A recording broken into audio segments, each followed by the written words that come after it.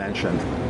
Well, I'm not crazy about a lot of the terminology. Artificial intelligence applies it's not real intelligence, but it is real intelligence. Virtual reality implies it's not real reality. The telephone is virtual reality. You enter a virtual space as if you were together, even if you're hundreds of miles apart. But I can't say, oh, that agreement I made with you last night, that was virtual reality, that's not real. Or that loving sentiment I expressed, that was virtual reality. One I really don't use and object to is transhumanism, because it implies that we're going to transcend our humanity. I think we're actually going to enhance our humanity. We're going to transcend the limitations of biology and be transbiological. So do you think that the new word should be inclusive, so that what we define as non-human today should be included in the new term? Humanity is precious, but we will have new entities to deal with. I'm not necessarily recommending new terminology. We're really stuck with the terminology we have. It's just not fully satisfactory. We're dealing with concepts that haven't existed before. Maybe there'll be a new term. Cyborg sounds kind of unappealing, but that's actually what we're going to become. We're going to be putting technology in ourselves. I mean, this is not yet inside my body and brain. It may as well be. It's really part of who I am, and we are going to be extending ourselves literally by putting them in our bodies and brains ultimately. Well, certainly software has improved in reliability. Part of that is that it's decentralized and there's a lot of redundancy. Take the internet, for example. It's robust because if some part of it breaks down, the information just flows around it, which is actually exactly what happens in our brains. But nobody's taken down a portion of the internet for even 1 second over the last 10 years. But more importantly, software is becoming more and more intelligent. If all the artificially intelligent software were to stop tomorrow, our infrastructure would grind to a halt. You couldn't get money from your bank, transportation and communication would halt. Every time you get an electrocardiogram, comes back with a computerized analysis that rivals that of doctors. Computers are making billions of dollars of intelligent financial transactions, flying and landing airplanes. And the software is gradually getting more and more intelligent, taking on functions that people used to do. So the redundancy and the capacity of routing around failures of these software systems is going to be extremely important. Otherwise, our society would become brittle. Do you think that there is potentially a need for a legal evolution as well?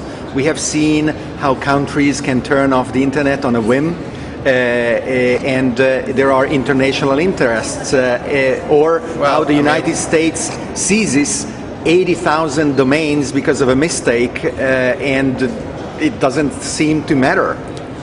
It's actually very hard for countries to stop the internet. There's other ways of getting information into these countries. They also find that their economy grinds to a halt if they stop the internet.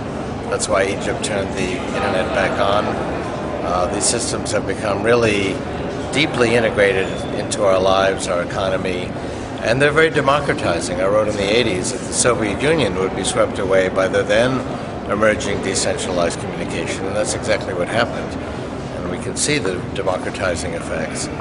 It's also democratizing in terms of the tools of creativity. A kid in her dorm room can create an orchestra, or a couple of kids at Harvard started Facebook with $1,000 laptops, same for Google.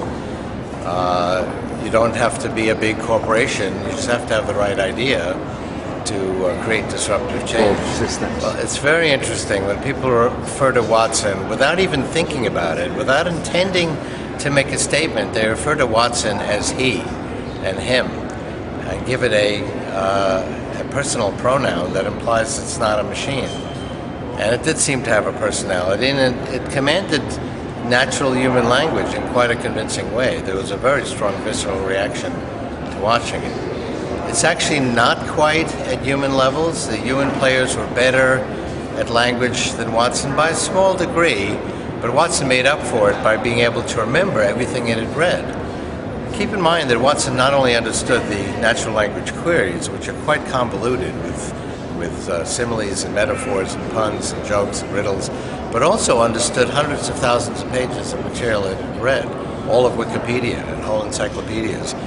This was not spoon-fed. Nobody actually created link by link a database with that knowledge. It just read this material just the way a human would do. But unlike a human, it could remember everything very accurately and refresh its memory. I had predicted that a computer would take the World Chess Championship by 1998. I wrote that in the 80s. I also predicted that when that happened, we would immediately dismiss chess as not being really a very good example of human intelligence. Now, both of those things happened, and lots of people then said, well, computers will never be able to command the subtleties of human language. Watson is a really good reply to that. Now, people, again, are very quick to dismiss Watson as if that were the last word in artificial intelligence. If that was the last thing we ever did in artificial intelligence, they would be right, that AI did not achieve human levels. But it's obviously not the last thing. It's a point on a trajectory. It's a very impressive one. That was not possible just a few years ago. And it made some obvious kinds of mistakes. Those can be corrected. The next version will be that much smarter, won't have such obvious deficits. And if you were to take the Watson technology today and apply it to the Turing test application, it would do a pretty good job. In my view, it would still not pass a valid Turing test. It's not at that level yet, but it's a very important milestone towards getting there. It should give us encouragement that software is also developing. You were too prudent in your prediction of the chess winning by 1 year. Yeah. Is it going to turn out that you will have been too prudent by, I don't know, 5 years or more with your bet with Mitch Capper? And have you spoken to him recently about it? Well, I'm not officially changing my prediction. I think 20 years seems very comfortable. 10 years from now, computers, will be that much smarter than Watson, we should be able to do a pretty convincing job with the Turing test. I'm still saying 20 years, but I think that's a pretty comfortable prediction at this point.